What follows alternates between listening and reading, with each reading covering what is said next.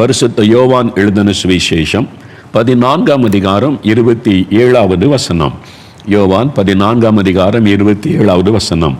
சமாதானத்தை உங்களுக்கு வைத்து போகிறேன், என்னுடைய சமாதானத்தையே உங்களுக்கு கொடுக்கிறேன். உலகம் கொடுக்கிற பிரகாரம் நான் உங்களுக்கு கொடுப்பது இல்லை. உங்கள் இருதயம் கலங்காமலும் பயப்படாமலும் இருப்பதாக. உங்கள் இருதயம் கலங்காமலும் பயப்படாமலும் இருப்பதாக. இந்த நாளில் உங்களுக்கு நான் என்ன சொல்ல வேண்டும்? இந்த ஆண்டவருடைய பாதபடியில் காத்திருந்து ஜெபம் பண்ணி கொண்டிருந்த போது ஆண்டவர் இந்த ஒரு வார்த்தையை உங்களுக்கு அறிவிக்கும்படிக்கு சொன்னார். உங்கள் இருதயம் கலங்காமலும் பயப்படாமலும் இருப்பதாக. இன்றைக்கு இந்த உலகத்தை பாருங்கள், பயமில்லாத மனிதர்களை காண்பது அரிதாயிருக்கிறது. ஒவ்வொரு மனிதனுடைய உள்ளத்திலும் ஏதோ ஒரு காரியத்தை குறித்த பயம் அவளை வாட்டி வதைக்கிறது. சிலருக்குள்ளே இந்த வியாதி வந்துவிட்டதே, நான் மரித்து விடுவேனோ, இந்த வியாதி சுகமாகாதோ என்கிற பயம். சிலருக்குள்ள இந்த கடன் பிரச்சனை என்றைக்கு நீங்கும், கடன்காரங்க வந்துருவாங்களோன்னு பயந்து வாழ்கிற ஒரு வாழ்க்கை. சிலருக்குள்ள எதிர்காலத்தை குறித்த பயம். இந்த மாதிரி சூழ்நிலையில் எனக்கு வேலை கிடைக்குமா, எனக்கு பிசினஸ் அமையுமா, என் எதிர்காலம் இப்படி இருக்குமோ என்கிற பயம். சிலருக்கு தங்களுடைய பிள்ளைகளுடைய எதிர்காலத்தை குறித்த பயமோட வாட்டி வதைக்கிறது. சிலருக்குள்ளே மரண பயம், நான் மரித்து விடுவேனோ, திடீர்னு செத்து விடுவேனோ அப்படின்னா என் குடும்பத்தின் நிலைமை என்ன, மரணத்தை குறித்த பயம். சிலருக்குள்ள அசுத்த ஆவிகளை குறித்த பயம். யாரோ பில்லி சொல்லி வச்சுட்டாங்க, யாரோ மந்திரவாதம் பண்ணிட்டாங்க, இதிலிருந்து எப்படி நான் விடுதலை பெறுவது என்கிற பயம். சிலருக்கு ஒரு காரணமே இருக்காது, பயம். ஏதோ ஒரு பயம் உடைய உள்ளத்தை வாட்டி வதைக்கலாம். இதே மாதிரி இன்னைக்கு உங்க உள்ளத்தின் ஆழத்துக்குள்ள ஏதோ ஒரு பயம் உங்களை வேதனைப்படுத்தி கொண்டிருக்கலாம். உங்களை பார்த்து தான் இயேசு கிறிஸ்து சொல்லுகிறார், என் மகளே, உன் இருதயம் கலங்காமலும் பயப்படாமலும் இருப்பதாக. என் மகனை, உன் இருதயம் கலங்காமலும் பயப்படாமலும் இருப்பதாக. நீ பயப்படாத, நீ கலங்காதே என்று ஆண்டவர் சொல்லுகிறார். பயம், அந்த பயம் அதிகமாகும் போது ஒரு கலக்கம், உள்ளத்துக்குள்ள ஒரு கலக்கம், அப்படியே அதை நினைச்சிட்டாலே ஒரு கலக்கம். அந்த மாதிரி ஒரு பயத்திலும் கலக்கத்திலும் நிம்மதியில்லாமல் நீங்கள் வாழ்ந்து கொண்டு இருக்கலாம். இயேசு உங்களை நேசிக்கிறபடியினால் அந்த பயம் கலக்கத்தை விடுதலை கொடுக்க விரும்புகிறார். அதனால தான் சிலர் எப்பொழுது தன்னை சுற்றிலும் ஆட்கள் இருக்கிறதாக பார்த்து கொள்ளுவாங்க. ஃப்ரெண்ட்ஸோடு இருப்பது, உறவுகளோடு இருப்பது, அப்படியே பேசி சந்தோஷமாக இருப்பதை போல நடித்து கொள்ளுவது. இந்த தனிமையாக இருந்துட்டா அந்த கலக்கம் உள்ளத்தில் வந்து விடுகிறாரு. அமைதியான சூழ்நிலையில் கலக்கம் வந்து விடுகிறாரு. அதுக்காக சிலர் ஃபோன் பேசிக்கிட்டே இருப்பாங்க, டிவி பார்த்துக்கிட்டே இருப்பாங்க, இந்த காட்சிகளை பார்க்க அதை மறந்து விடுவதற்காய். ஆனால் எல்லாம் முடிந்து நாம் இரவில் நடுஇரவானாலும் படுக்கைக்கு போகும்போது உள்ளத்தில் ஒரு கலக்கம், ஒரு பயம். அதனால தூக்கமில்லாதபடி கலங்குகிற மக்கள் உண்டு. இப்படி ஏதோ ஒரு பிரச்சனை, ஏதோ ஒரு தேவை உங்களுடைய இருதயத்தை கலங்க பண்ணி கொண்டிருக்கிறது. நீங்கள் பயத்தோடு வாழுவதை ஆண்டவர் விரும்பவில்லை. அதனாலதான் இயேசு சொல்லுகிறார், உன் இருதயம் கலங்காமலும் பயப்படாமலும் இருப்பதாக. வேத புஸ்தகத்தில் 1 யோவான் 4ஆம் அதிகாரம் 18ஆம் வசனத்தை நீங்கள் வாசிக்கும் போது பயமானது வேதனை உள்ளது என்று சொல்லப்படுகிறது. பயம் ஒரு மனிதனுக்குள்ளே வேதனையை கொண்டு வரும். அது அவனை வாதிக்கிறதா இருக்கிறது. அந்த பயம் அவனுடைய மனுஷனுடைய உள்ளத்தை வாதிக்கிறது. அந்த பயம் எப்பொழுதுமே வந்துவிட்டால் சாப்பிட மனம் இருக்காது, தூங்க முடியாது, வேலையிலே கவனம் செலுத்த முடியாது. எக்ஸாமை குறைத்த பயம் வந்து விட்டால் படிப்பில் கவனம் செலுத்த முடியாது, படிக்கிற பாடமெல்லாம் மறந்து போய்விடும். இனி என்ன நடக்க போகிறது என்ற பயம் வந்து விட்டால் எப்பொழுதும் ஒரு கலக்கமும் பயத்தோடு எதை காரியத்தை செய்வது, எதில் கவனம் செலுத்த முடிவதில்லை, ஜெயம் எடுக்க முடிவதில்லை, எந்த காரியத்தை செய்து முடிக்க முடியாதபடி எப்பொழுதும் ஒரு வேதனை. இப்படி ஏதோ ஒரு காரியம் உங்களை பயப்படுத்தி கொண்டிருக்கிறதா? அன்று சொல்றார், என் மகளே நீ பயப்படாதே, என் மகனே நீ பயப்படாதே. இன்றைக்கு உங்களுக்கு பயத்திலிருந்து விடுதலை, அந்த கலக்கத்திலிருந்து ஒரு விடுதலை. அந்த பயமும் கலக்கமும் உங்களுடைய உள்ளத்தை விட்டு விலகிட்டா ஒரு சந்தோஷம், மன மகிழ்ச்சி, நிம்மதியான ஒரு வாழ்க்கை. அதுதான் ஆண்டவர் உங்களுக்கு வாக்கு பண்ணுகிறார், உங்கள் இருதயம் கலங்காமலும் பயப்படாமலும் இருப்பதாக என்று. சரி, அதனால தான் நாம் பயப்படுவதை ஆண்டவர் விரும்பாததுனால தான் நீங்கள் வேத புத்தகத்தை வாசித்தால் அடிக்கடி ஒரு வார்த்தை வரும், பயப்படாதுங்க, கலங்காதருங்கள். அடிக்கடி ஆண்டவர் மக்களோடு பேசும்போது இந்த வார்த்தை சொல்லி இருக்கிறாரு. வேதாகம் முழுவதிலும் நீங்கள் பார்க்க முடியும். சிலர் கலக்கத்தோடு பயத்தோடு ஆண்டவரை நோக்கி கூப்பிட்ட போது உடனே அவர் சொல்லுகிற முதலாவது வார்த்தை பயப்படாதே, கலங்காதே என்பதுதான் ஆண்டவர் சொல்லுகிற வார்த்தை. நாம் பயத்தோடு வாழுவதை ஆண்டவர் விரும்பவில்லை. பயமில்லாத மகிழ்ச்சியான வாழ்க்கை வாழ ஆண்டவர் விரும்புகிறார். அதனால தான் லூக்கா 2ஆம் அதிகாரம் 10வது வசனத்தை நீங்கள் பைபிளில் வாசித்தால், இயேசு இந்த உலகத்தில் மனிதனாய் அவதரித்த உடன் இந்த உலகத்திற்கு கொடுக்கப்பட்ட முதல் செய்தி என்ன தெரியுமா? தேவதூதர்கள் சொல்லுகிறார்கள், பயப்படாதிருங்கள், உங்களுக்காக கடவுள் மனிதனாய் இரட்சகராய் அவதரித்திருக்கிறார், அதனால பயப்படாதுங்கள். உங்களுடைய பாவத்துக்கு ஒரு முடிவு, உங்களுடைய சாபத்துக்கு ஒரு முடிவு, உங்களுடைய மரண பயத்திற்கு ஒரு முடிவு, உங்களுடைய வேதனைகளுக்கெல்லாம் முடிவை உண்டாக்க கடவுள் மனிதனாய் அவதரித்திருக்கிறார் என்ற செய்தி உலகத்திற்கு சொல்லப்பட்டது. அவர் இந்த உலகத்தில் நன்மை செய்கிறவராய் சுற்றி திரிந்து நிறைய பேரை குணமாக்கினார், அற்புதம் செய்தார். ஒரு நாள் சிலுவையில் ஆணி அடிக்கப்பட்ட ரத்தம் வடிய வடிய ரத்தம் சிந்தி மரித்தார். அவரை அடக்கம் பண்ணி விட்டார்கள். இப்ப ஜனங்கள்லாம் கலங்கினாங்க, இயேசு இருந்தா நமக்கு எவ்வளவு நன்மை செய்தான், அவரை சிலுவையில் அறைந்து கொண்டு விட்டார்கள், அடக்கம் பண்ணி விட்டார்கள், இனி என்ன செய்வதென்று இயேசுவோடு கூட இந்த சீஷர்கள் கலங்கினார்கள், அவரை நேசித்த மக்கள் எல்லாம் கலங்கினாங்க. ஆனா மார்க் 16ஆம் அதிகாரம் 6ஆம் வசனத்துல தேவதூதன் ஒருவன் இறங்கி வந்தான். அவன் வந்து சொன்னான், 3வது நாளில் இயேசு உயிர்த்தெழுந்த உடன் உலகத்திற்கு கொடுக்கப்பட்ட முதல் செய்தி என்ன தெரியுமா? பயப்படாதிருங்கள், இயேசு உயிரோடு இருக்கிறார். மரணத்தை ஜெயித்து உயிர்த்தெழுந்து விட்டார், சாத்தானை ஜெயித்து உயிர்த்தெழுந்து விட்டார், உலகத்தை ஜெயித்து உயிர்த்தெழுந்து விட்டார், அதனால பயப்படாதிருங்கள். இதுதான் உலகத்திற்கு கொடுக்கப்பட்ட செய்தி. அப்ப ஆண்டவர் நம்மோடு சொல்ல விரும்புகிற செய்தி, நீ பயப்படாத, மகளை பயப்படாத, மகனை பயப்படாதே, என் பிள்ளைகளை பயப்படாதிருங்கள், இதைத்தான் ஆண்டவர் சொல்ல வருகிறார். அப்ப நம்ம பயப்படக்கூடாது என்று இவ்வளவு ஆண்டவர் சொல்லி வைத்திருக்கும் போது ஏன் நமக்கு பயம் வருகிறாரு? இந்த பயத்துக்கு என்ன காரணம்? அதிலிருந்து பூரணமான விடுதலை பெற்றுக்கொள்ள என்ன செய்வது? வேத புஸ்தகத்திலிருந்து ஒரு 3 காரியங்களை நான் உங்களுக்கு சொல்லி, இந்த பயம் எப்படி நமக்குள்ளே வருகிறது, அதிலிருந்து எப்படி விடுதலை பெற்று ஒரு மகிழ்ச்சியான தைரியமான வாழ்க்கை வாழுவது, அதை சொல்லி உங்களுக்காக ஜெபிக்க போகிறேன். சரியா?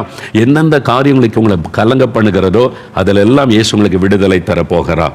முதலாவது, இந்த உலகத்துக்குள்ளே பயம் எப்படி வந்தது என்பதை இந்த வேத புஸ்தகத்தில் தெளிவாக எழுதப்பட்டிருக்கிறது.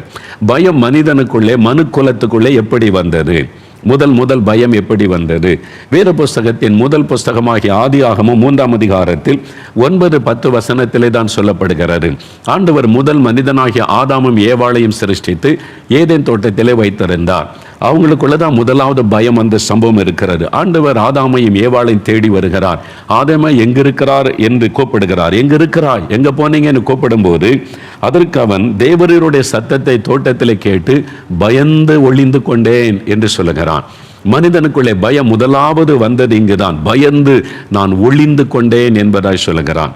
எனக்கு அன்பானவர்களே, இந்த பகுதியை நீங்க தியானிக்கும் போது காரியத்தை விளங்கி கொள்ள முடியும்.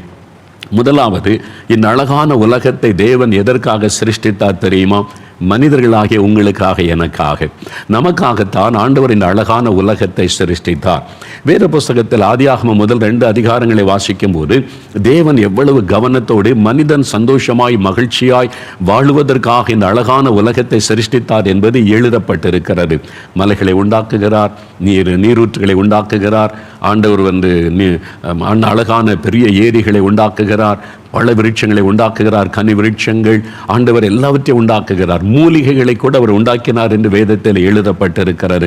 மனிதன் ஆரோக்கியமாய் மகிழ்ச்சியாய் வாழுவதற்கு எல்லாவற்றையும் அழகாய் உண்டாக்கி அதன் பிறகு ஆண்டவர் கடைசியில தான் மனிதனை உண்டாக்கினார். பறவைகள், மிருகங்கள் சகலத்தை சிருஷ்டித்து முடித்த பிறகு மனிதனை தேவன் உண்டாக்கினார். ஆதியாகமம் 1ஆம் அதிகாரம் 27வது வசனத்தை வாசிக்கும் போது தமது சாயலில் மனிதனை உண்டாக்கினாராம்.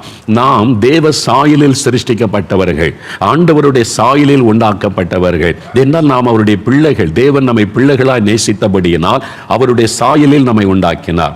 ஒரு குழந்தை பிறந்த உடனே அந்த குழந்தையை கையில் ஏந்தின உடனே கேட்பாங்க, யார் சாயல் தெரியுது, யார் மாதிரி இருக்குது, பார்த்து சொல்லுங்க, அம்மா மாதிரி இருக்கிற, அப்பா மாதிரி இருக்கிறான்னு சொல்லி கேட்பாங்க. இல்லை, அந்த சாயல் அந்த குழந்தையுடைய முகத்தில் தெரியும். சில குழந்தைகள் சில மாதம் கழிச்ச பிறகுதான் அந்த சாயல் தெரியும். அதே மாதிரி நாம் தேவ சாயலிலே சிருஷ்டிக்கப்பட்டவர்கள். அப்ப ஆண்டவர் எப்படிப்பட்டவர், நம்முடைய தேவன் எப்படிப்பட்டவர் என்றால் அவருடைய சாயலிலே நீங்கள் சிருஷ்டிக்கப்பட்டிருக்கிறீங்க. நம்மை உண்டாக்கின தேவன், நமக்கு 2 கைகள், அவருக்கு 2 கைகள், நமக்கு 2 கண்கள், அவருக்கும் 2 கண்கள், நமக்கு ஒரு தலை, அவருக்கும் ஒரு தலை. நீங்க வேதத்தில் பார்த்தா தெரியும், அவருடைய சாயலிலே நம்ம சிருஷ்டிக்கப்பட்டிருக்கிறோம்.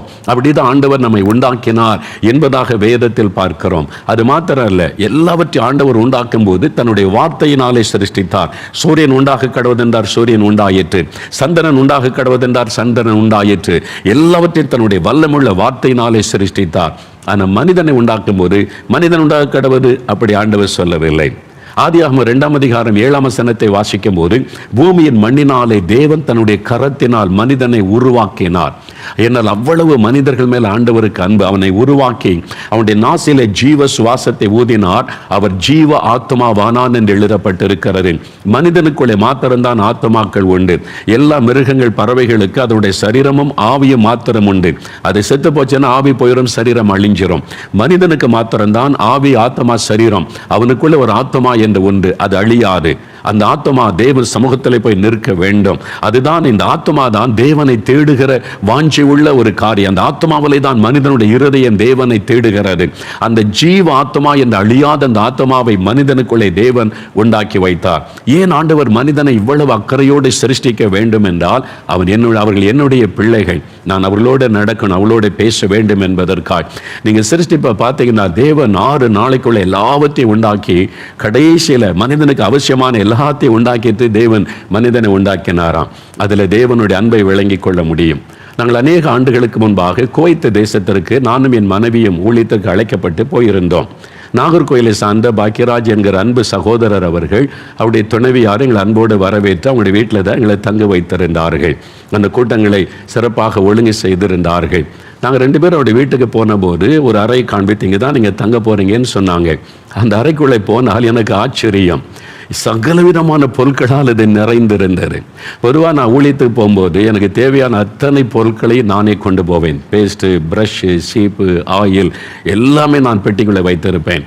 என்னுடைய டவல் முதற்கொண்டு எதுவுமே மற்றவங்களுக்கு தொந்தரவு இருக்கக்கூடாதுன்னு எல்லாவற்றையும் கொண்டு செல்லுவேன். அப்படி தான் நாங்கள் கொண்டு போயிருந்தோம். அங்கே போனால் பேஸ்ட் எல்லாம் புதுசாக, பேஸ்ட்டு, ப்ரஷ்ஷு, அங்கே சீப்பு, அங்கே பவுடர், விதவிதமாக எல்லாமே வாங்கி வைத்திருந்தாங்க. அது ஷேவிங் க்ரீம், ஷேவிங் பிளேடு, அது முதல்ல கையில் கட்டுறதுக்கு வாட்ச் முதற்கொண்டு லுங்கி எல்லாமே புதுசாக வாங்கி வச்சுருந்தாங்க.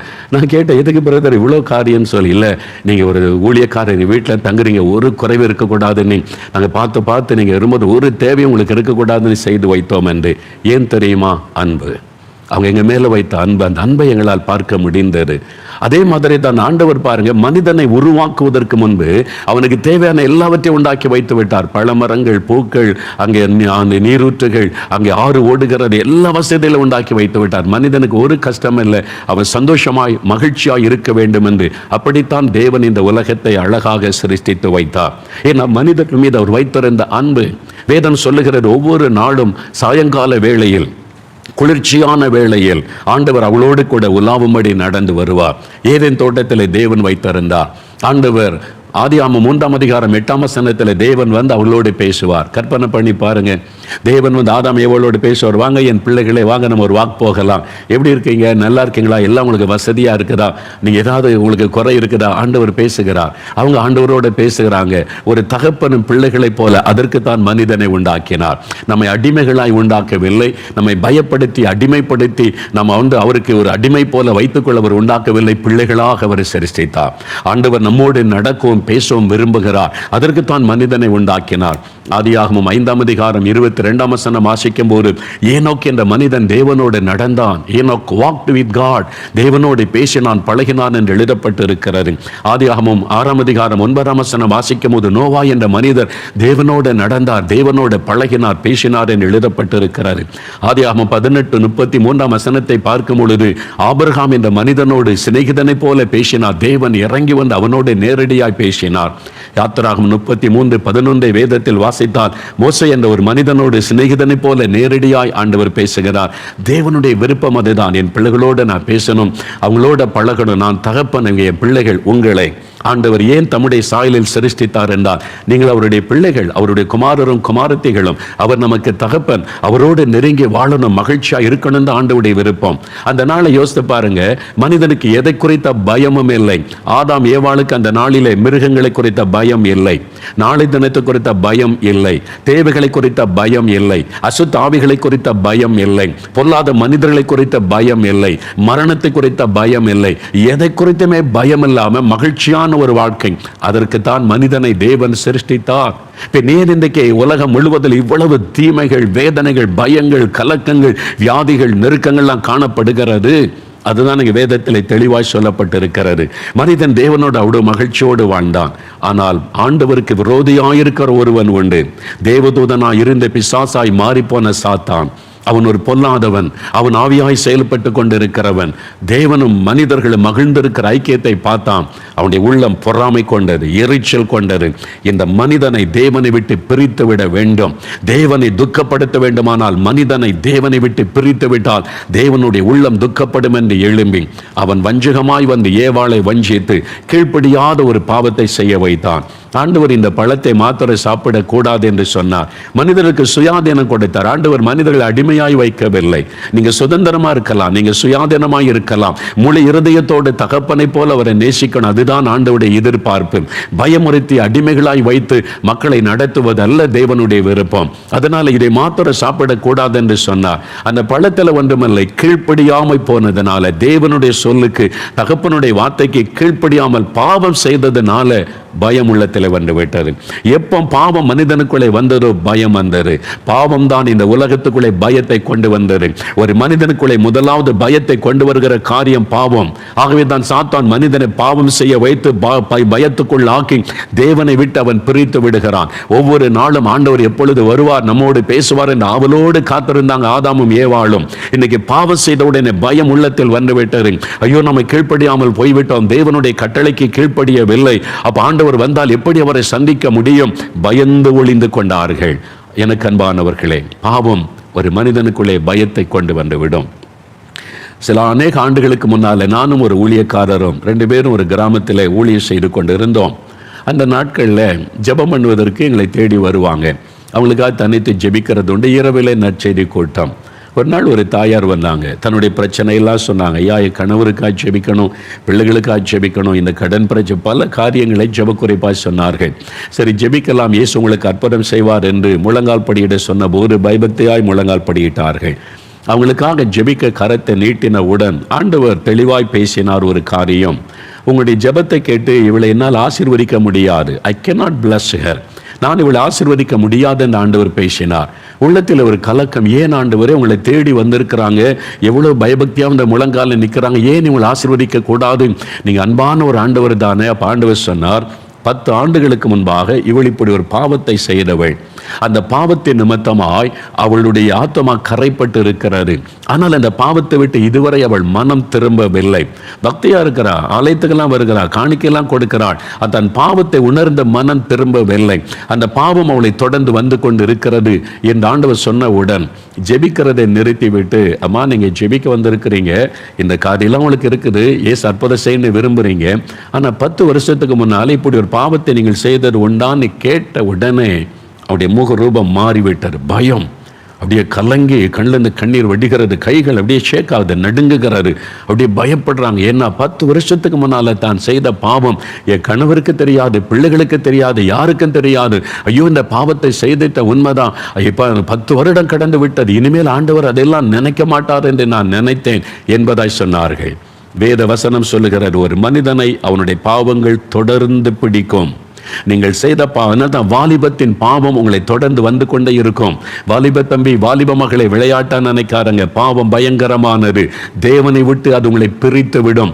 தேவனை விட்டு உங்களை பிரித்து உங்களுடைய பயத்தையும் கலக்கத்தையும் கொண்டு வந்து விடும். அந்த பாவம் தொடர்ந்து வரும் என்று வேதம் சொல்லி தெளிவாய் சொல்லுகிறாரு. நீங்க பாவத்தை விட்டு மனம் திரும்பி பாவ அறிக்கை செய்து இயேசுவிடத்தில் வந்து ரட்சிப்பை பெற்றுக்கொண்டால் தான் அந்த பாவங்கள் மறக்கப்பட்டு போகும். இல்லாவிட்டால் அதுவரை அந்த பாவம் தொடர்ந்து கொண்டே இருக்கும். எத்தனை ஆண்டுகள் ஆனாலும் பாவம் தொடர்ந்து வரும். நீங்க நினைக்கலாம், வாலிப வயசுல செய்தாங்க, இப்ப அப்படி இல்லை, இப்ப பக்தியா மாறிட்டேன். ஆனா அந்த பாவம் தொடர்ந்து வரும். அது பாவம் என்று உணர்ந்து ஆண்டவரிடத்தில் அறிக்கை செய்து இரக்கத்தை பெற்றுக் கொள்ளணும்.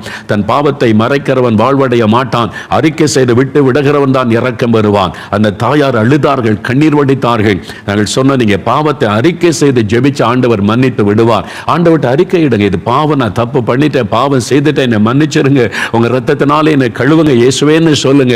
அப்ப மன்னித்து உங்களுக்கு அற்புதம் செய்வார். நீங்க பாவத்தை ஒரு பக்கம் மூடி மூடி மூடி வைத்துக்கொண்டு, இன்னைக்கு நான் ரொம்ப பக்தியா இருக்கேன், ரொம்ப ஆண்டவருக்கு காணிக்கலாம் கொடுக்கிற, ஆண்டவர் எனக்கு அற்புதம் செய்யணுமானா அந்த பாவம் உங்களுடைய ஆசீர்வாதத்தை, அற்புதத்தை தடை செய்து விடும். அந்த பாவம் உங்களை தொடர்ந்து வந்து கொண்டே இருக்கும். மரணத்திற்கு பிறகும் அந்த பாவம் தொடர்கிறதுனால தான் அந்த பாவம் ஒரு ஆத்மாவை நரகத்திற்குள்ளே கொண்டு போய்விடும். உயிரோடு இருக்கும் போதே பாவத்திலிருந்து விடுதலையை, மன்னிப்பை பெற்றுக்கொள்ள வேண்டும். பாவம் மனிதனுக்குள்ளே பயத்தை கொண்டு வருகிறது பாருங்க. ஆனால் அவங்க அறிக்கை செய்து விட்டு விடும் போது தேவன் மன்னிப்பை தருகிறார். அப்ப மனிதன் பாவத்தின் நிமித்தமாய் பயத்துக்குள்ளாகி தேவனோட ஐக்கியத்தை இழந்து விட்டான்.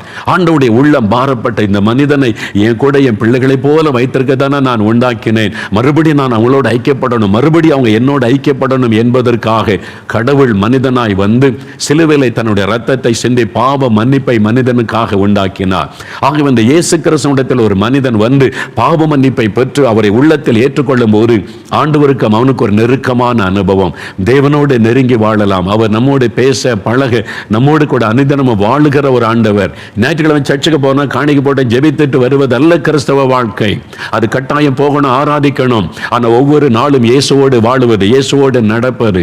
நான் அடிக்கடி சொல்லி இருக்கிற ஒரு வாலிப மகள் அவருடைய எக்ஸாமில் வந்து டிஸ்ட்ரிக்ட் ஃபர்ஸ்ட் மார்க் வாங்கி விட்டாள் +2ல. அந்த மகள் சாட்சி சொல்ல வந்தபோது கேட்டேன், எப்படிமா நீ டிஸ்ட்ரிக்ட் ஃபர்ஸ்ட் வாங்கினேன்னு சொல்லி. அப்போ சொன்னால், அங்கிள் நானும் இயேசுவை சேர்ந்து படித்தோம், சேர்ந்து எக்ஸாம் எழுதினோம் என்று. ஒரு டீனேஜ் கேர்ள் சொன்னாள், எப்படி இயேசுவை நீயும் என்று கேட்டேன். நான் இயேசுவை என் உள்ளத்தில் ஏற்றுக்கொண்டேன், அவருடைய ரத்தம் என்னை கழுவினது. அதோடு நிற்கலை. நாங்கள் படிக்கும் போது நான் இயேசுகிட்ட சொல்லுவேன், நீங்கள் தான் என்னுடைய ஃப்ரெண்டு, எனக்கு தகப்பன், எனக்கு சிநேகிதன், எல்லாமே நீங்கள் தான். என் கூட வந்து எனக்கு சொல்லிக் கொடுங்கம்பேன். நான் ஜெபம் பண்ணி பைபிள் வாசித்துட்டு படிப்பேன். இயேசு என் கூட இருக்கிறது என்னால் உணர முடியும், என் பக்கத்தில் அவர் இருப்பதை உணர முடியும், அவர் எனக்கு சொல்லித் தருவதை உணர முடியும். நானும் இயேசுவை சேர்ந்து வாழுகிறோம். என் வாழ்க்கையின் ஒவ்வொரு பகுதியிலும் இயேசு என்னோடு கலந்திருக்கிறார். ஸ்கூலுக்கு போகும்போது இயேசு என்னோடு வருவார், கிளாஸ் ரூமில் இருக்கும்போது இயேசு என்னோடு இருப்பார். இயேசு என் கூடவே இருப்பதை என்னால் உணர முடியும். நான் எப்பவும் அவரோட இருதயத்தில் பேசிக்கொண்டே இருப்பேன். எக்ஸாம் எழுதும் போது என் கூடவே வருவார், எல்லாவற்றிலும் உதவி செய்கிறார். இயேசுவும் நானும் சேர்ந்து வாழுகிறோம். அதுதான் கிறிஸ்தவ அனுபவம். இதைத்தான் வேதம் பேசுகிறது. அன்றைக்கு ஆதாம் ஏவாளுக்கு அந்த அனுபவத்தை தேவன் தந்திருந்தார். அதை இழந்து போன அந்த அனுபவத்தை நமக்கு கொடுக்கத்தான் இயேசு வந்து ரத்தம் சிந்தி மரித்து நமக்கு பாவத்தில் இந்த விடுதலையும் இந்த அனுபவத்தை தருகிறார். உங்களுடைய வாழ்க்கையை நீங்க ஒப்பு கொடுத்துட்டீங்கன்னா ஆண்டவர் எப்பவும் உங்க கூடவே இருக்கிறதை உணர முடியும். பயம் போய்விடும். அந்த பயம் உங்களை விட்டு விலகி எப்பவும் ஒரு சந்தோஷம், மன மகிழ்ச்சி. இன்றைக்கு அந்த இயேசுக்கு உள்ளத்தில் இடம் கொடுத்தீங்கன்னா அந்த சந்தோஷத்தை காண முடியும். அப்போ பாவம் ஒரு மனிதனுக்குள்ளே பயத்தை கொண்டு வரும். பாவத்தை அறிக்கை செய்து விட்டுவிடும் போது தேவன் பாவ மன்னிப்பை கொடுத்து நமக்குள்ள வந்து வாசம் பண்ணுவார். இரண்டாவது, பயத்திற்கு இன்னொரு காரணம். பரிசுத்த மத்தேயு எழுதின சுவிசேஷம் 14ஆம் அதிகாரம் 30-31 வசனங்கள். வேத புஸ்தகத்தில் இயேசு இந்த உலகத்தில் வந்தபோது நடந்த சம்பவம். ஒரு நாள் இயேசு தன் சீஷர்களை கலிலேயா கடல் அக்கறைக்கு போங்கள் என்று சொன்னார். அவர் தனித்து பிதாவோடு பேசிக் கொண்டிருந்தார். கடலில் நடுக்கடலிலே படகு தத்தளித்தது. பெரும் காற்று, சுழல் காற்று வீசினது. அலைகள் கொந்தளித்தது. நடுஇரவு நேரம் தத்தளிக்கிறாங்க. இயேசு பார்த்தார், தன் சீஷர்கள் ஆபத்தில் இருக்கிறார்கள் என்று உதவி செய்ய கடலின் மீது நடந்து பக்கத்தில் வந்தார். அது இயேசு என்பதை அறிந்து கொண்டவுடன் பேதுரு என்கிற சீசன் சொன்னான், நீரேயானால் நானும் நடக்கிறதுக்கு எனக்கு உதவி செய்யுங்க, நான் உங்கள் பக்கத்தில் வந்துட்டா பாதுகாப்பாக இருப்பேன். இந்த படகு ஆபத்தாக இருக்குது, இது எப்போ கவிழ்ந்துருமோ தெரியாது, பெரும் காற்று, அலை கொந்தளிக்குது, உங்கள் பக்கத்தில் வந்துட்டா நான் சேஃபாக இருக்க முடியும், அதனால நான் பக்கத்தில் வர உதவி செய்யுங்க. சரி வா பேதுருன்னு ஆண்டவர் சொன்னார். அவன் கடலை மேலே நடந்து போகிறார். இந்த வெட்டாந்தரையில் நடப்பது போல கடல்ல அப்படியே அடியெடுத்து வைக்கிறார். ஏன்னா இயேசு சொன்ன வார்த்தையின்படி அந்த அற்புதம் நடக்கிறது. கொஞ்சம் தூரம் போன உடனே இப்ப இயேசு முன்னால படகு இந்த பக்கம் திரும்பி பார்க்கிறார். படகு அப்படியே தத்தளிக்கிறது, பெரும் காற்று வீசுகிறது, கவிழ்ந்து விடுகிற சூழ்நிலை. ஐயோ, நான் கடல் மேல நிற்கிறேன், ஆபத்தான நிலைமையில் இருக்கிறேனே அப்படின்னு சூழ்நிலை பார்த்து பயந்தா அமிழ்ந்து போனார். இப்ப வசனம் சொல்லிருப்பாருங்க, காற்று பலமாயிருக்கிறதை கண்டு பேதுரு பயந்து அமிழ்ந்து போகையில், ஆண்டவரே என்னை ரட்சியும் என்று கூப்பிட்டார். உடனே இயேசு கையை நீட்டி அவனை பிடித்து, அற்ப விசுவாசியே ஏன் சந்தேகப்பட்டாய் என்றார். அப்ப அந்த பயம் அவருக்குள்ள வர காரணம் என்ன? பயத்தினாலதான் அமிழ்ந்து போனார். அந்த பயம் ஏன் வந்தது? இயேசு சொல்லுகிறார், ஏன் சந்தேகப்பட்டாய்? சந்தேகம், அவிசுவாசம், அது நமக்குள்ளே பயத்தை கொண்டு வரும். அப்ப விசுவாசம் தைரியத்தை கொடுக்கும். ஆண்டவர் மேல வைக்கிற விசுவாசம், அவருடைய வல்லமையின் மேல வைக்கிற விசுவாசம், அவருடைய அன்பின் மேல வைக்கிற விசுவாசம் உங்களை தைரியப்படுத்தும். சூழ்நிலைகளை பார்த்தா அங்கே பெரும் காற்று வீசுகிறது, அலை கொந்தளிக்கிறது, அமிழ்ந்து விடுவோமோ என்கிற அந்த சந்தேகம் வந்தபோது பயம் உள்ளத்தில் வந்து விட்டது. இன்னைக்கு ஏன் நீங்க பயப்படுறீங்க? சூழ்நிலை இல்ல, உங்களுடைய சூழ்நிலை பார்க்குறீங்க. இப்போ எல்லாம் கொள்ள நோய் ஆகிப்போச்சு, இன்னும் ஊரடங்குன்றாங்க. வேலை கிடைக்குமா கிடைக்காதா, பிள்ளைகள் படிக்க முடியுமா முடியாதா, பிஸ்னஸ் பண்ண முடியுமா முடியாது, எல்லாத்தையும் மூடுங்கன்றாங்க. என்ன நிலைமை? சூழ்நிலை குறித்த பயம். அது இல்லாமல் இன்னொரு ஆளை வருதுன்றாங்க, அடுத்த ஆளை வருன்றாங்க. எப்படி நம்ம இந்த உலகத்தில் வாழ போகிறோம்? சூழ்நிலைகளை குறித்த ஒரு பயம். ஆனால் இயேசுவின் மேலே உங்கள் கண்ணை வைத்து அவர் விசுவாசித்து கொண்டு இருந்தால் பயமே இருக்காரு. அப்போ சூழ்நிலைகள் உங்களுக்குள்ள அவிசுவாசத்தை கொண்டு வந்து உங்களை அமிழ்ந்து போக பண்ணுகிறது. ஒரு சமயம் ஒரு தகப்பனார் அப்படி வாலிம மகன், காலேஜில் படிக்கிற வாலிம மகனோடு என்னை பார்க்க வந்திருந்தான். ஐயா வாங்க உட்காருங்க, என்ன காரியம்னு கேட்டேன். அவர் ஒரு சிறு பிள்ளை போல குலுங்கி குலுங்கி அழுதார். அப்படியே அழுகிறார். சின்ன அப்படியே வாலிப பையன், காலேஜில் படிக்கிற பையன் தகப்பனை பார்த்து அப்படி அதிர்ந்து நிற்கிறான். அவர் சொன்னார், ஐயா எனக்கு மனைவி இல்லை, என்னுடைய தம்பி, என்னுடைய வாலிப மகன், என்னுடைய வாலிப மகள் காலேஜில் படிக்கிறாங்க, நான் தான் தாயின் தகப்பனுமா இருந்து பார்த்து கொள்ளுகிறேன். இப்போ எனக்கு ஒரு வியாதி, டாக்டர்கிட்ட போனால் சொல்கிறாங்க இந்த வியாதி சுகமாக்க முடியாது, சாகும் வரைக்கும் நீங்கள் மருந்து எடுத்துக்கொண்டு தான் ஆகணும், ஆனால் என்ன ஆகுமோ தெரியாது, நீங்கள் அது மாதிரி அப்படின்னு நம்பிக்கையற்ற ஒரு சூழ்நிலையில் சொல்லிட்டாங்க. அப்படி ஒரு கொடிய வியாதின்னு அவருக்குள்ளே ஒரு மரணம் வந்துவிடுமோ என்கிற பயம், அந்த நோயினால் அப்படியே அழுகிறார். பயம். நான் சொன்னேன், ஐயா பயப்படாருங்க, டாக்டர்ஸ் உங்களுடைய சரீர கண்டிஷனை செக் பண்ணி சொல்லுவாங்க, அது அவங்களுடைய வேலை. அப்போ அவங்களால முடிந்த அளவுக்கு உதவி செய்வாங்க. ஆனால் டாக்டர்ஸால் முடியாத ஒரு கட்டம் வரும். அவங்களே சொல்லுவாங்களே, எங்களால் முடிந்த எல்லாம் செஞ்சிட்டோம், இனி உங்கள் கடவுள்கிட்ட வேண்டிக் கொள்ளுங்க, கடவுள் தான் உங்களை காப்பாற்றணும், நீங்கள் கடவுள்கிட்ட பிரார்த்தனை பண்ணுங்க அப்படின்னு சொல்லுவாங்கல்ல. அதுதான் அதே மாதிரி தான் அவங்களுடைய நிலைமை. நான் சொன்ன டாக்டர்ஸ் தானே சொன்னாங்க. ஆண்டவர் சொன்னாரா, மகனே உன்னை என்னால் காப்பாற்ற முடியாதுப்பா, இந்த வியாதி சுகமாக்க முடியாதுன்னு சொன்னாரா? இல்லை, இன்னைக்கு பயப்படாருங்க, மனிதனால் கூடாதவர்கள் தேவனால் கூடும். அப்போ ஒரு சூழ்நிலை பார்த்து அந்த வியாதியின் கொடூரத்தை கேள்விப்பட்டு மரண பயம் வந்து விட்டார். அப்போ நம்முடைய விசுவாசத்தை பலப்படுத்தி நாம் இயேசுகிட்ட ஜெபிக்கலாம், அற்புதம் செய்வார் என்று வெகு நேரம் பேசி ஜெபம் பண்ணி அனுப்பினேன். சில மாதம் கழிந்தார். அவர் என்னை பார்க்க இன்னொரு நண்பரை அழைத்து கொண்டு வந்தார். வந்தவர் பார் ரொம்ப சிரித்த முகத்தோட மகிழ்ச்சியாவது, ஐயா எப்படி இருக்கிறீங்க அப்படின்னு கேட்டேன். சொன்னார், ஐயா ரொம்ப பெரிய ஆச்சரியம் ஐயா, என்ன விஷயம்னு கேட்டேன். டாக்டர்ஸ் நீங்கள் மாத்திரையே சாப்பிட வேண்டாம், எல்லாம் சரியாயிட்டு, எப்படி நீங்கள் சுகமானீங்கன்னு என்கிட்ட கேட்குறாங்க. நல்ல சுகமாயிட்ட நீ மகிழ்ச்சியாக சொன்ன. பாருங்க, அவருடைய துக்கம் சந்தோஷமாய் மாறிவிட்டார்.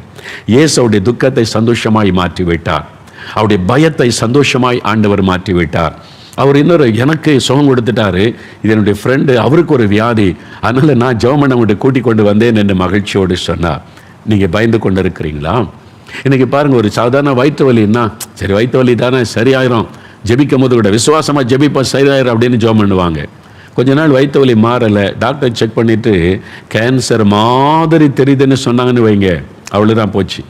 நம்முடைய விசுவாசம் எல்லாம் ஓடி மறைஞ்சிரும். பாய் கேன்சரா, உடனே ஒரு பயம் உள்ளத்தில் வந்துடுது. அப்படியே கேன்சர்ன்னு சொல்கிறாங்களே, அது ஒன்று, அதாவது 4th ஸ்டேஜ்னு வேற சொல்கிறாங்களே, அப்படிலாம் ஒரு பயம் உண்டாயிரும். சூழ்நிலைகள் நமக்குடைய பயத்தை கொண்டு வருகிறாரு. ஆனால் இயேசுக்கு முன்னால் கொஞ்சம் யோசித்து பாருங்களேன். 2 பேர், ஒரு சாதாரண வயிற்று வலியோடு ஒருத்தர், கேன்சர் வியாதியோடு ஒருத்தர் இயேசுகிட்ட வராங்க. உனக்கு என்ன செய்யுது? வயிற்று வலி, சரி நான் சுகமாகிறேன் போ, உன்னுடைய விசுவாசம் ரட்சித்து சுகமாயிற்று. கேன்சர் 4th ஸ்டேஜ்னு சொல்கிறாங்க. கேன்சரா, அதுவும் 4th ஸ்டேஜா, ரொம்ப சீரியஸாக இருக்குது, அது சுகமாகிறதுக்கு ஒரு மாதம் ஆகும் அப்படி சொல்லுவாரா இயேசு? யோசித்து பாருங்க.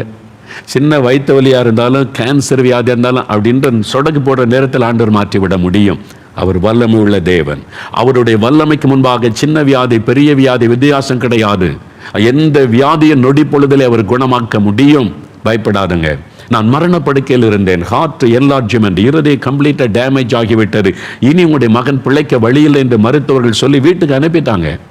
வீட்டில் வைத்து கவனித்துக் கொள்ளுங்கள் என்று. மரணப்படுக்கை, ஹார்ட் என்லார்ஜ்மெண்ட் வீங்கி இருக்கிறது, கால் நடக்க முடியாது, இனி லைஃப் முடிந்தது என்கிற சூழ்நிலை. மரணம் என்னை நெருங்கி கொண்டிருந்தது. அப்போதான் இயேசு என்னை சந்திக்க வந்தா. இந்த வியாதி சுகமாக ரொம்ப நாள் ஆகும், இது கொடிய வியாதியா இருக்குது, டாக்டர்ஸே முடியாதுன்னுட்டாங்க அப்படின்னு இயேசு சொன்னாரா? நொடி பொழுதில் எனக்காக ஒரு சகோதரன் ஜெபிக்கும் போது இயேசு தொட்டார். தொட்ட உடனே வீங்கிருந்த இருதயம் நார்மலாய் மாறிவிட்டது. செயலற்று கிடந்த கால் உடனே செயல்பட்டு எழும்பி நடக்க ஆரம்பித்து விட்டேன். ஒரே ஒரு தொடுதல், just one touch of Jesus Christ can change the whole thing. ஒரே ஒரு தொடுதல் உடைய வாழ்க்கையை தலைகளாய் மாற்றிவிடும். என் வாழ்க்கையை மாற்றின, மரண படுக்கை மாறினது. இல்லாவிட்டால் 50 வருஷத்துக்கு முன்னாலே நான் மரித்து இன்றைக்கு கல்லறை தான் உலகத்தில் இருந்திருக்கும். இயேசுடைய ஒரு தொடுதல் என் மரண படுக்கை மாற்றினது. அதே இயேசு எங்க வீட்டுக்குள்ள வந்து என்னை தொட்டு குணமாக்கின இயேசு தான் உங்க வீட்டுக்குள்ள வந்திருக்கிறார், உங்க பக்கத்துல இருக்கிறார். ஒரே ஒரு தொடுதல். அந்த சகோதரி சொன்னாங்க, பாருங்க 5 வருஷம் ஆஸ்துமா வியாதி, மூச்சு விட முடியல, கஷ்டம், வாழ்நாள் முழுவதும் நீங்க எப்படி தான் மருந்து மாத்திரை தான் வாழ்ந்தாக வேண்டும். அவங்க கை வைத்து ஜெபிக்கும் ஒரு 3வது ஒரு கரம் தொட்டது. அது யாருடைய கரம்? இயேசுடைய கரம். 2 கைக்கு மேல இன்னொரு கரம் தொடுவதை நான் உணர்ந்தேன். அடுத்த நிமிஷம் நோய் மறைந்தது. அதுதான் அற்புதம். அந்த டிசீஸ் டிஸப்பியர்ட், அந்த வியாதி மறைந்தது, பூரண சுகம். அதுதான் இயேசு செய்கிற அற்புதம். இன்றைக்கு உங்களுக்கு செய்வார். சூழ்நிலையை பார்க்காதங்க. எத்தனை பெரிய வியாதியானாலும், எத்தனை வருட வியாதியானாலும் அவரால் குணமாக்க முடியும். ஒரு சகோதரி சமீபத்தில் தூத்துக்குடியில் இருந்து சமுத்திர கனி என்கிற சகோதரி அவருடைய அனுபவத்தை சொல்லி இருந்தாங்க. 17 வருஷமாய் அவருடைய மார்பிலே ஒரு கட்டி பந்த அளவுக்கு இருந்தது. கை வச்சு அங்கே உருளும் அங்கே உருளும். அவங்களுக்கு என்ன பயம்? டாக்டர் போய் செக் பண்ண பயம். கேன்சர்னு சொல்லிடுவாங்களோ, அந்த வார்த்தை கேட்டாலே சிலருக்குள்ளே மரண பயம். அதனால டாக்டர்கிட்ட நான் வரமாட்டேன்னு சொல்லிட்டாங்க. 17 வருஷம் அந்த கட்டியோடு வாழ்ந்து கொண்டிருந்தவர்கள் போன வருஷம் ஆகஸ்ட் மாதம், ஒரு வருஷத்துக்கு முன்னால இதே மாதிரி டிவியில் ஆண்டவருடைய செய்தியை கேட்டுக்கொண்டிருந்த போது கை வைத்து ஜெபிச்சாங்க. ஆண்டவரே, 17 வருஷமா என் உடம்புல இந்த கட்டி இருக்குது, பந்து போல உருளுது, இவ்வளவு சைஸ்ல இருக்குது, எனக்கு பயமா இருக்குது, டாக்டர்கிட்ட காமிக்க கூட பயம், நீங்க எடுத்து போட்டுருங்க, நீங்க மறைய பண்ணிருங்க. இயேசுவின் நாமத்தில் ஜெபிச்சாங்க. ஜெபிச்சு கையை எடுத்துட்டு பார்த்த கட்டியை காணவில்லை. டிஸப்பியர்ட், மறைந்து விட்ட. இன்றைக்கு அவங்க இருக்கிறாங்க தூத்துக்குடியில். இயேசு அற்புதமாய் மறைய பண்ணிவிட்டார். இந்த மாதிரி ஆயிரக்கணக்கான அற்புதங்களை கண்கூடாய் பார்த்திருக்கிறேன். அந்த இயேசு, அற்புதங்களின் இயேசு தான் உங்களை தேடி உங்க வீட்டில் உங்க பக்கத்தில் வந்து நிற்கிறார். I am ready to touch you and heel you. நான் உன்னை தொட்டு குணமாக்க ஆயத்தமா இருக்கிறேன். ஆனா நீ விசுவாசிக்கணும். நீ விசுவாசித்தால் தான் அவனுக்கு அற்புதம் செய்ய முடியும். நீ விசுவாசித்தால் தான் உன்னை தொட்டு குணமாக்க முடியும். If you believe, you can see the miracle today. You can receive your miracle healing today. நீ விசுவாசித்தால் இன்றைக்கு உன் அற்புத சுகத்தை பெற்றுக்கொள்ள முடியும். பாதிக்கப்பட்ட இருதயம் புது இருதயமாய் மாறிட்டு, பாதிக்கப்பட்ட சிறுநீரகம் புது சிறுநீரகமாய் மாறிவிட்டது. எத்தனை அற்புதங்களை என் ஊழிய பாதையில் பார்த்திருக்கிறேன். அந்த சின்ன மகள் சொன்னதை பாருங்க, கண்கள் பாதிக்கப்பட்டு லைஃப் லாங் அந்த கண்ணாடி தான். அவருடைய விசுவாசத்தோட ஜெபித்த ஜெபம் நொடி பொழுதிலே புது கண்ணாய் ஆண்டவர் மாற்றிவிட்டார். இயேசு கிறிஸ்து நேற்றும் இன்றும் என்றும் மாறாதவர். அவருடைய வல்லமை மாறி போகவில்லை, அவருடைய அற்புதம் மாறி போகவில்லை. இன்றைக்கு உங்களை தொட போகிறேன். இன்னும் கொஞ்ச நேரத்தில் ஜெபிக்க போகிறோம். நீங்கள் விசுவாசித்து இயேசுவை என்னையும் தொடும், நான் உம்முடைய வல்லமை விசுவாசிக்கிறேன் என்று சொன்னால் உங்களுக்கு அற்புதம் நடந்து விடும். கடன் பிரச்சனை, பண பிரச்சனை, எதிலிருந்து உங்களுக்கு விடுதலை ஆண்டவர் உங்களுக்கு கொடுக்க முடியும். உங்களுடைய தேவைகளை காட்டிலும் அவருடைய ஐஸ்வர்யம் பெரிது. தெரியுமா? அவருடைய ஐஸ்வர்யம் பெரிது. வியாபாரிகளுக்கு ஒவ்வொரு மார்ச் மாதமும் இங்கே நாங்கள் ஜெபம் நடத்துவது உண்டு. 25,000 30,000 வியாபாரிகள் கூடி வருவாங்க. இந்தியா முழுவதும் இருந்து, சில வெளிநாடுகளிலும் இருந்து. ஒரு சமயம் சில ஆண்டுகளுக்கு முன்பாய் டெல்லியிலிருந்து ஒரு சகோதரர் வந்திருந்தார். அவர் செய்த பிசினஸ்ல நஷ்டம் ஏற்பட்டு கோடிகள் நஷ்டம், கிட்டத்தட்ட 2 கோடி கடன் பிரச்சனைக்குள் ஆகி பேங்க் பேலன்ஸ் நில். 2 கோடி கடன். வித்தா கூட கடனை, வீடு இருக்கிறது வித்தா கூட கடனை அடைக்க முடியாது. அது எவ்வளவு பெரிய அவமான நிந்தை என்று கலங்கினார். இவ்வளவு பெரிய தொகை கடன் ஆகிவிட்டது. பிசினஸ்ல ஏற்பட்ட ஒரு நஷ்டம், இழப்பு, என்ன பண்றதுன்னு தெரியவில்லை. எப்படி வாழ போகிறோம் என்ற ஒரு பயம், கலக்கம். இயேசுவை விசுவாசித்து ஜெபித்தார். உம்மால் முடியும், நீர் ஐஸ்வர்யம் உள்ள தேவன், எனக்கு கோடிகள் பெரிதாக இருக்கலாம், உமக்கு அது சாதாரண காரியம். விசுவாசித்து ஜெபித்து விட்டு போனார். அடுத்த முறை சந்திக்கும் போது சொன்னார், பிரதர், நான் 2 கோடிக்கு மேல கடன், என்ன செய்ய போறேன் தவித்தேன், பயந்தேன். ஆனா இயேசு மேல விசுவாசம் வைத்து ஜெபிச்சுட்டு போனேன். ஒரே ஒரு business, just one business God gave me. ஒரே ஒரு பிசினஸுக்கு தேவன் எனக்கு வழி திறந்தார். 2 கோடி கடனையும் அடைக்க உதவி செய்தார். அந்த அளவிற்கு தேவன் ஒரே ஒரு காரியத்தில் அற்புதம் செய்து மாற்றிவிட்டார். அவரால் முடியும். உங்களுடைய தேவைகள், கடன் பிரச்சனை காட்டிலும் அவருடைய ஐஸ்வர்யம் பெரிது. உங்களுடைய வியாதியை காட்டிலும் அவருடைய வல்லமை பெரிது. உங்களை வேதனைப்படுத்துகிற எல்லா போராட்டங்களை காட்டிலும் அவருடைய அதிகாரம் பெரிது. சர்வ வல்லமுள்ள தேவன் அவர். அப்படின்ற நேரத்துக்குள்ள சூழ்நிலைகளை தலைகளாய் மாற்றுவார். உங்களுக்கு ஒரு அற்புதம் தேவை, இயேசுவை விசுவாசித்தால் அற்புதம் உங்ககிட்ட தான் இருக்குது. நீங்க விசுவாசித்த அற்புதம் பெற்றுக்கொள்ளலாம். நீங்க விசுவாசிக்காவிட்டால் ஆண்டவர் யாரையும் கட்டாயப்படுத்துகிறவர் அல்ல. நீங்க விசுவாசித்து, இயேசுவே நாம விசுவாசிக்கிறேன், நீர் எனக்காக மரித்து உயிர்த்தெழுந்த ஆண்டவர், எனக்கு ஒரு அற்புதம் செய்யுங்க அப்படின்னு கேட்டால் உங்களுக்கு அற்புதம் செய்வார். 3வது, கடைசியாக, இந்த பயம் மனிதனுக்குள்ளே வருவதற்கு இன்னொரு காரணம் இருக்கிறது. 1 சாமுவேல் 16ஆம் அதிகாரம் 14ஆம் வசனத்தை வேதத்தில் வாசிக்கும் போது, ஒரு அசுத்த ஆவி, ஒரு பொல்லாத ஆவி கலங்க பண்ணி கொண்டிருந்தது என்று ஒரு மனிதனை குறித்து வாசிக்கிறோம். பொல்லாத ஆவிகள், அசுத்த ஆவிகள் பயத்தை கொண்டு வந்து கலங்க பண்ணும். பயம், மரண பயம், காரணமில்லாத பயம், ராத்திரி தூங்க முடியல பயம், விதவிதமாய் பிசாசு பயத்தை உண்டாக்க பல காரியங்களை செய்கிறதை பார்க்கிற இந்த உலகத்தில் கிரியை செய்கிற அசுத்த ஆவிகள், பில்லி சொன்னிகள், மந்திரவாதங்கள் என்று இருக்கிறது. பொறாமை கொண்ட மனிதர்கள் நம்ம சுற்றிலும் இருக்கிறாங்க. எந்த மனிதர்கள் பொறாமையினால் என்ன செய்வாங்கன்னு தெரியாது. அதனால ஏதாவது மந்திரவாதம் செய்வது, பில்லி சொன்னை செய்வது, பயப்படுத்துவது, பயப்படுத்துகிற ஆவிகள் நம்மை சுற்றிலும் கிரியை செய்கிறது. அதுதான் நிறைய பேருக்குள்ள மரண பயத்தை கொண்டு வருகிறது. தூங்க முடியாது, தூங்க முடியாதபடி பயம் எப்பொழுதும் கொண்டு வருகிறது. விதவிதமாக அது பயப்படுத்துகிற ஆவிகள் கிரியை செய்கிறது. இன்னைக்கு உங்களுடைய வாழ்க்கையில் அப்படி கிரியை செய்யலாம். கனடா தேசத்துக்கு டொரண்டோ பட்டணத்துக்கு ஊழியத்துக்கு போயிருந்தேன். ஜெபம் நடத்தி கொண்டிருக்கும் ஒரு ஆவியான ஒரு காரியத்தை தெளிவாய் எனக்கு காண்பித்தான். ஒரு சகோதரி, அவருடைய 2 கண்களுக்கு முன்பாக சர்ப்பம், பாம்பு படமெடுத்து நிற்பதை போல தெரிகிறது. கண்ணு மூடினாலும் தெரியுது, திறந்தாலும் தெரியுது. எப்படி வாழ முடியும் பாருங்க. ஆண்டவர் சொல்லுகிறார், அந்த வேதனையோடு ஒரு மகள் வந்திருக்கிறாள், அந்த ஆவியை கடிந்து கொள், இயேசுவின் நாமத்தில் சர்ப்பத்தின் ஆவியை விலகு என்று கட்டளையிட்ட உடனே அந்த ஆவி விலகினது. அந்த சகோதரி மேடையில் வந்து சொன்னாங்க, இதை வெளியில சொல்லக்கூட எனக்கு பயம், யார் இதை நம்புவாங்க, என்ன கண்ணு முன்னால் எப்படி பாம்பு தெரியுதுன்னு சொல்ற நீ, நான் கஷ்டப்பட்டேன், ராத்திரி பகலும் கஷ்டப்பட்டேன், இன்னைக்கு இயேசு எனக்கு விடுதலை கொடுத்துட்டார், என்னை விட்டு விலகி விட்டது. அது ஒரு சர்ப்பத்தின் ஆவி, பாம்பின் ஆவி, பயப்படுத்துகிற ஒரு ஆவி. ஒரு சமயம் நான் மாத்தாண்டத்தில் தங்கியிருந்த ஊழியத்திற்காக எங்களுடைய ட்ரஸ்டி ஒருத்தர் வீட்டில் நான் என் மனைவி தங்கியிருந்தோம். கூட்டத்துக்கு வெளியில புறப்பட்டோம். மாலை நேரம் புறப்படுகிற நேரம் காரில் ஒரு நிறைமாத கர்ப்பிணியை கொண்டு வந்தார்கள். நிறைமாத கர்ப்பிணி காருக்குள்ள இருக்கிறாங்க. பிரதர் ஜெபிக்கணும், ஒரு போராட்டம் என்று. நான் காருக்கு பக்கத்தில் நடந்து போகிறேன். இந்த ஆவி சத்தமிடுகிறது, பக்கத்தில் வராத, இந்த கர்ப்பத்தில் இருக்கிற குழந்தை நான் கொன்று விடுவேன் என்று அந்த ஆவி பேசுது, பயப்படுத்துகிறது. அப்படி இந்த மகள் பயந்து கொண்டிருக்கிறாங்க, கர்ப்பத்தில் இருக்கிற குழந்தை செத்துருமோ, நீ பயப்படுத்துற மாதிரி அந்த ஆவி பேசுது, என்கிட்ட பேசுது, நீ பக்கத்தில் வராத, இந்த குழந்தையை கொன்று விடுவேன் என்று. நான் சொன்ன, இயேசுவின் நாமத்தில் உனக்கு கட்டளை இடுகிறேன். இந்த மகள் இயேசுவுக்கு சொந்தம், அந்த கற்பத்தின் கனி இயேசுவுக்கு சொந்தம். அது ஆண்டவரால் உண்டான ஆசீர்வாதம். தொடர்னுக்கு அதிகாரம் இல்லை பிசாசை, போ இயேசுவின் நாமத்தில். அவ்வளவுதான், போய்விட்டார். சும்மா பயமுறுத்துவா, நம்மளை பயப்படுத்துறது தான் அவன் கில்லாடி. ஆனால் அவனால் அதுக்கு மேல ஒண்ணு செய்ய முடியாது. இயேசு கூட இருந்தால் எந்த மந்திரவாதங்கள், 1000 மந்திரவாதி ஒண்ணு சேர்ந்து மந்திரவாதம் பண்ணினாலும் இயேசு உங்களுக்குள்ள இருந்து அவங்களை அசைக்க முடியாது. அதனால இயேசுவுடைய வல்லமையை பெற்றுக்கொள்ளுங்க, அவருக்கு உங்களுடைய வாழ்க்கையில் இடம் கொடுங்க. பிசாசு என்று கொண்டு வருகிற பயம் விலகி போகும். ஒரு சகோதரர், சென்னையை சார்ந்த சகோதரர், கப்பலில் வேலை செய்கிறார். கப்பலில் சரக்குகள் கொண்டு போகிறாங்கள, கப்பல் 6 மாதம் கடலில் இருக்கணும். கப்பலில் 6 மாதத்துக்கு அப்புறம் கரை இறங்கி வீட்டுக்கு வருவாங்க. உலகம் முழுவதும் சுற்றி வரும். கல்கத்தாவில் தான் அவருடைய ஹெட் ஆஃபீஸ். அந்த சகோதரர் பாருங்க, அவர் நல்ல சம்பளம், வசதியாக வாழ்க்கை. 6 மாதம் கடலில் இருப்பார், 6 மாதம் ஊரில் இருப்பார். யாரோ ஒரு மேலே பொறாமை கொண்டாங்க. நம்ம நல்லா இருந்தால் சிலருக்கு பிடிக்காது, நம்மளுடைய இனிமையாக பேசுவாங்க, உள்ளத்தில் பொறாமையும் வஞ்சகமாக வச்சுருப்பாங்க. யாரோ தங்க பில்லு செஞ்சு நாலு வேலையை தொலைச்சிடணும்னு சொல்லி மந்திரவாதம் பண்ணிட்டாங்க. அதனால் என்ன நடந்தது, இவர் போய் வேலையெல்லாம் முடிச்சுட்டு அவருடைய ரூமில் படுக்கலான்னு வந்தால் அப்படியே வரிசையாக அசுத்த ஆவிகள் நிற்கும், உருவங்கள். அப்படி ஒரு 5-6 வரிசையாக நிற்குமா. நின்று மாத்திர பேசும், கெட்ட வார்த்தைகளாக அது பேசும், காது கொடுத்து கேட்க முடியாத அசுத்தமான வார்த்தைகளை பேசும், பேசிக்கிட்டே இருக்கும் அந்த வார்த்தைகள். அவர் காதில் விழுந்து கொண்டு தூங்க முடியாது. கண்ணு மூடினாலும் தெரியும், கண்ணை திறந்தாலும் தெரியும்.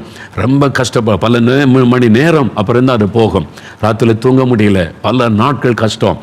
கரைக்கு வந்தார், என்ன செய்யறதுன்னு பார்த்தா பாரு, ரொம்ப நல்ல பக்தியோடு பல இடங்களுக்கு போய் இதிலிருந்து விடுதலை வேண்டுதல் செய்தார். நடக்கல. கடைசியில் மந்திரவாதிகளை தேடி போனார். எனக்கு பணம்லாம் செலவு பண்ணி மந்திரவாதெல்லாம் பண்ணி பார்த்தார்.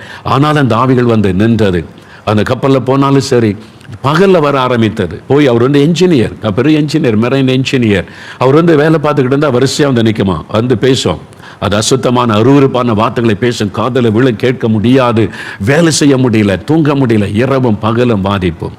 அதனால அவர் பார்த்தார், இந்த வேலை செய்ய முடியாது, இனிமே எனக்கு கான்சன்ட்ரேஷன் வர முடியல, பாதிக்குதுன்னு சொல்லி வேலையை விட்டு விடலாம் என்று ராஜினாமா கடிதம் எழுதி கொண்டு எனக்கு வேலை வேண்டான்னு சொல்லிட்டு அவருடைய ஆஃபீஸ், கல்கத்தாவில் இருக்கிற ஆஃபீஸுக்கு போனார். கடிதத்தோடு ரொம்ப துக்கமாக உட்கார்ந்துருந்தார்.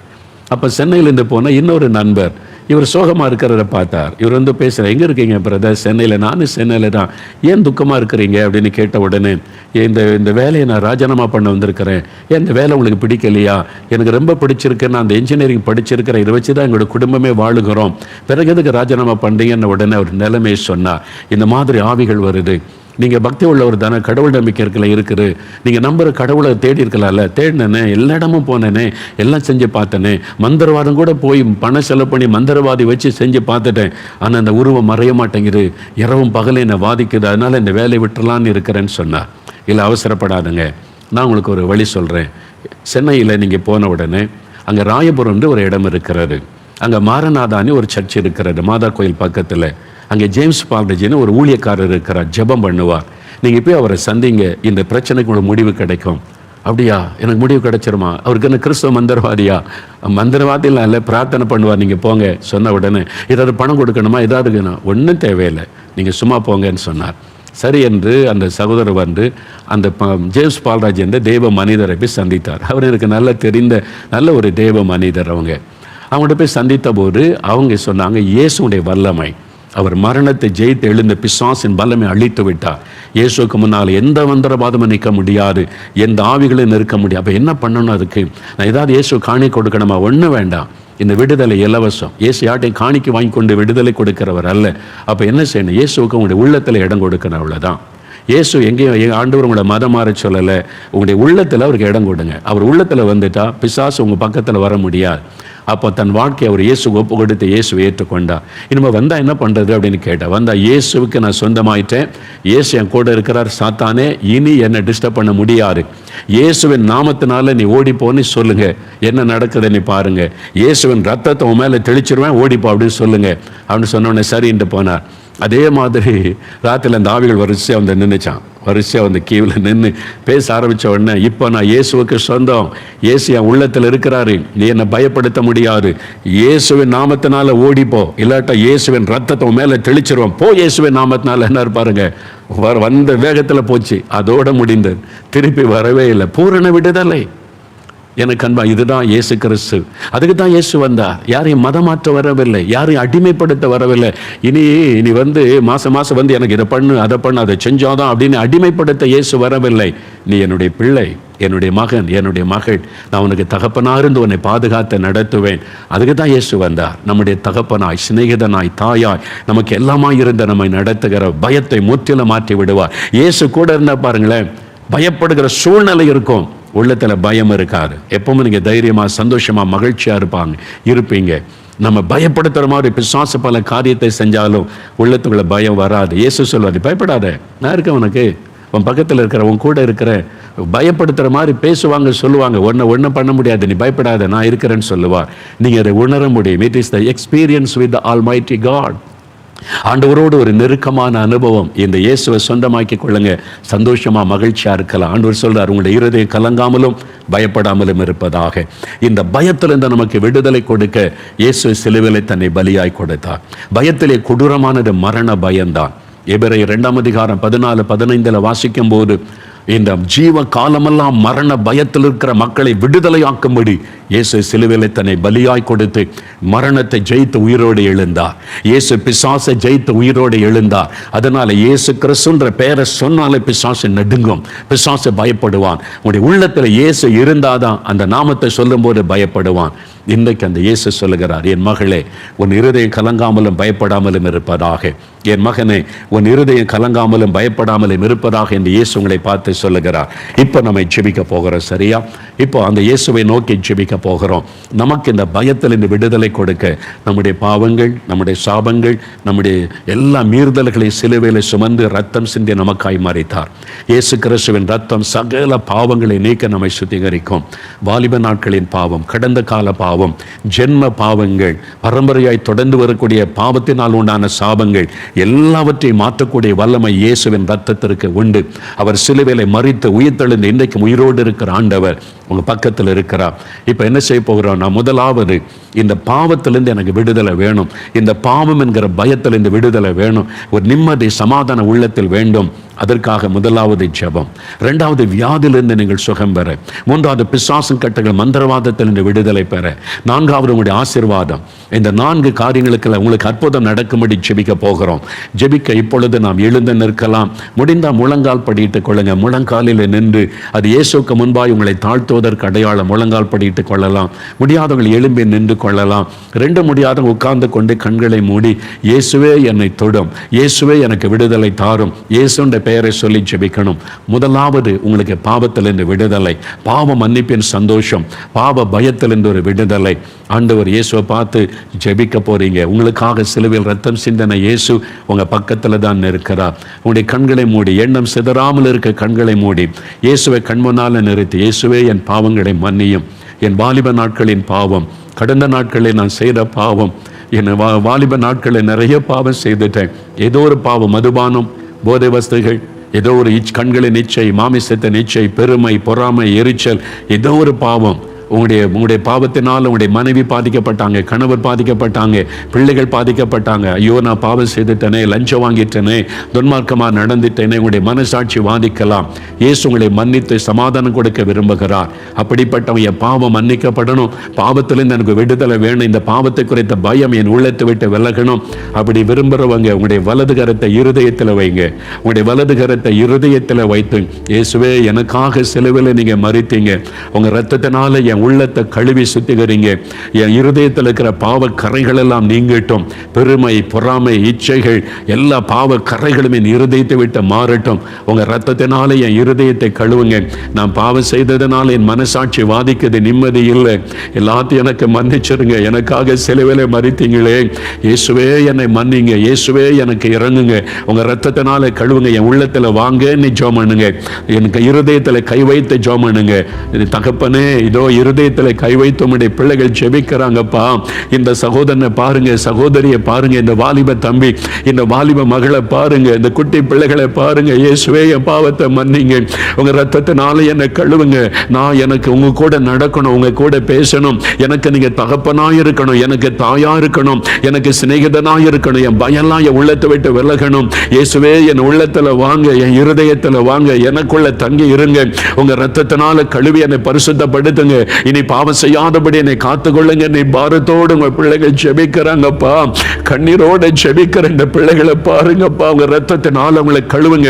அவங்களுடைய உள்ளத்துல உங்களுடைய பிரசனம் இறங்கட்டும். நீங்க அவங்களுடைய உள்ளத்துக்குள்ள பிரவேசித்து அந்த பயத்தை முற்றிலுமா மாற்றுங்க. பாவ கட்டுகள் அறுக்கப்படட்டும். இதுவரை செய்த பாவங்கள் முற்றிலும் விலகட்டும். மதுபான பழக்கம் விலகட்டும். அந்த சூதாடுகிற பழக்கம் இயேசுவின் நாமத்தில் விலகட்டும். கண்களின் இச்சைகள், மாமிச இச்சைகள் இயேசுவின் நாமத்தில் விலகட்டும். பாவ அடிமைத்தனம் மாறட்டும். ஒரு விடுதலை உண்டாகட்டும். இயேசுவின் நாமத்தில் விடுதலை, இயேசுவின் நாமத்தில் இந்த பயத்தில் இந்த விடுதலை, இயேசுவின் நாமத்தில் பாவ கட்டுகள் அறுக்கப்படட்டும். புது இருதயம் உண்டாகட்டும். இனி பாவம் செய்யாதபடி காத்துக்கொள்ளுங்க. உங்க ரத்தத்தினால கழுவுங்க, கழுவுங்க, கழுவுங்க. இயேசுவே என் உள்ளத்தில் வாரும் என்று ஜெபிக்கிற ஒவ்வொருடைய உள்ளத்திலும் உடைய வல்லமையின் பிரசனம் இறங்கட்டும். இயேசுவே உமக்கு ஸ்தோத்திரம். இப்ப அப்படியே சொல்லுங்க, இயேசுவே ஸ்தோத்திரம் சொல்லுங்க. என் பாவத்தை மன்னித்ததற்காக ஸ்தோத்திரம். என் உள்ளத்தில் நீர் வந்து விட்டதற்காக ஸ்தோத்திரம். இயேசுவே உம்முடைய ரத்தம் என் இருதயத்தை கழுவி விட்டதற்காக ஸ்தோத்திரம். இயேசுவின் நாமத்தில் என் பாவம் மன்னிக்கப்பட்டதற்காக ஸ்தோத்திரம். இயேசுவே ஸ்தோத்திரம் சொல்லுங்க. வாய் திறந்து சொல்லுங்க, இயேசுவே ஸ்தோத்திரம். என்னை மன்னித்ததற்காக, என்னை சுத்திகரித்ததற்காக, இந்த பாவ பயம் என்னை விட்டு விலகி போனதற்காக ஸ்தோத்திரம். பாவ பழக்கங்கள் மாறிவிட்டதற்காக ஸ்தோத்திரம், ஸ்தோத்திரம், ஸ்தோத்திரம். இயேசு கிறிஸ்துவின் நாமத்தில் ஜெபிக்கிறோம் பிதாவே. ஆமென், ஆமென்.